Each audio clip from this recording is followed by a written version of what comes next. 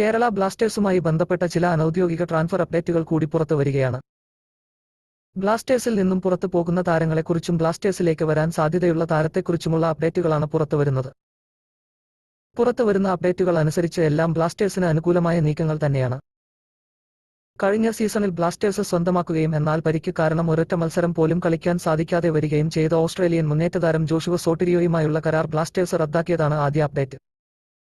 ISL-ൽ അടുത്ത സീസൺ മുതൽ ഏഷ്യൻ സൈനിങ്ങുകൾ ഉണ്ടാവില്ല എന്ന വാർത്ത വന്നതിന് പിന്നാലെ സോട്ടിരിയോ പുറത്തു പോകുമെന്ന് ആരാധകർക്ക് ഉറപ്പുണ്ടായിരുന്നു. എന്നാൽ ഔദ്യോഗിക പ്രഖ്യാപനം വന്നില്ലെങ്കിലും സോട്ടിരിയോയുമായുള്ള കരാർ ബ്ലാസ്റ്റേഴ്സ് റദ്ദാക്കിയതായാണ് വിവരം.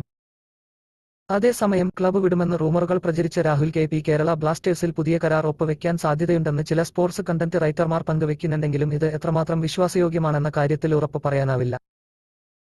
കൂടാതെ ലീഗിൽ നിന്നും ഒരു ആഭ്യന്തര താരത്തെ കൂടി ബ്ലാസ്റ്റേഴ്സ് സ്വന്തമാക്കുമെന്ന് റിപ്പോർട്ടുകളുണ്ട്. റിപ്പോർട്ടുകൾ ശരിയാണെങ്കിൽ ഇതെല്ലാം ബ്ലാസ്റ്റേഴ്സിന് അനുകൂലമായ നീക്കങ്ങളാണ്. അതേസമയം അനൌദ്യോഗികമായ റിപ്പോർട്ടുകൾ മാത്രമാണ് ഇപ്പോൾ പുറത്തുവരുന്നത്. ഇതുവരെ ബ്ലാസ്റ്റേഴ്സിന്റെ ഭാഗത്തു നിന്നോ മാർക്കസിനെ പോലെ വിശ്വാസയോഗ്യമായ മാധ്യമപ്രവർത്തകരുടെ ഭാഗത്തു നിന്നോ ബ്ലാസ്റ്റേഴ്സുമായി ബന്ധപ്പെട്ടുള്ള അപ്ഡേറ്റുകൾ വരാത്തത് ആരാധകരെ നിരാശയിലാക്കുന്നു.